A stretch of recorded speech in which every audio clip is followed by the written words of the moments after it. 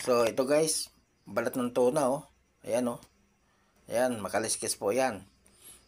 Mahirap po lutuin to kapag may kaliskis, malansa. At saka, siyempre, makunat ang kaliskis niya. Ang gagawin na po natin, tatanggalin po natin yung kaliskis sa pamagitan ng pinakulong tubig. O, ayan, oh. Pinakulong tubig po yan. Ayan, mainit po yan. So, ilalagay po natin yung balat ng tuna dyan. Yan, para lumambot po yung pinakakaliskis niya, yung kulay itim yan. Yan, so malambot na yan, pwede nang utayin yan. Yan o, nautay na.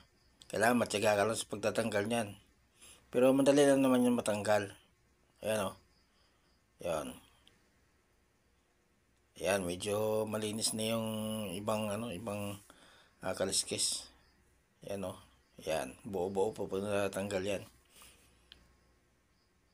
Yan, so yan o, pakita natin. Yan. Yan yung kulay itim na yan. Yan o. Yan. Kaliskis po ng tuna yan. So ito na siya o. O. Yan. Kapag na ano na yan, hugasan na natin yan. Kapag natanggalan na natin ng kaliskis. Tapos dadalhin na po natin yan sa gugupit-gupitin na po natin yan para makuha po natin yan. Magayat-gayat. Yan o.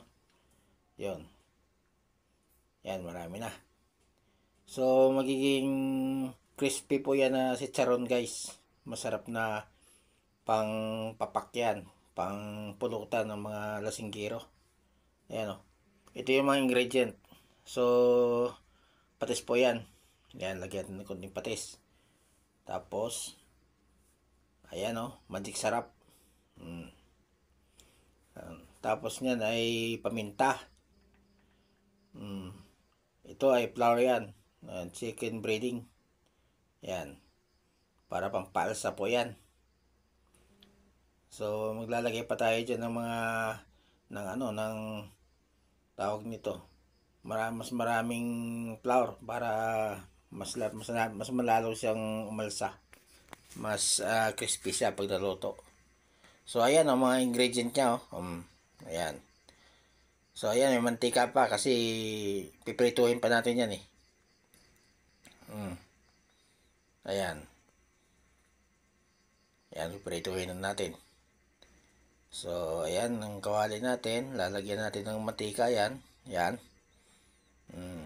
Tapos, iisa-isahin po natin paglagay ng yung ginayat-gayat nating balat ng tuna. Ayan o. Ayan. So, madali lang pagluto niyan guys kasi basta kailangan ang apoy natin ay malakas ang apoy. Yan. Para kulong-kulo siya, magulat yung karne. Yan. Kasi kapag dahan-dahan yan, coconut po yan.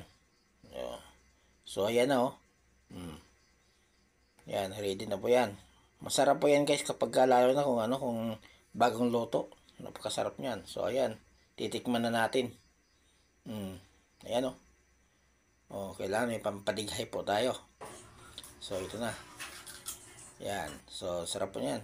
So, guys, sana nagustuhan nyo ang munting video ito. Pa-like and share naman dyan at pa-subscribe na rin sa aking YouTube channel. Thank you.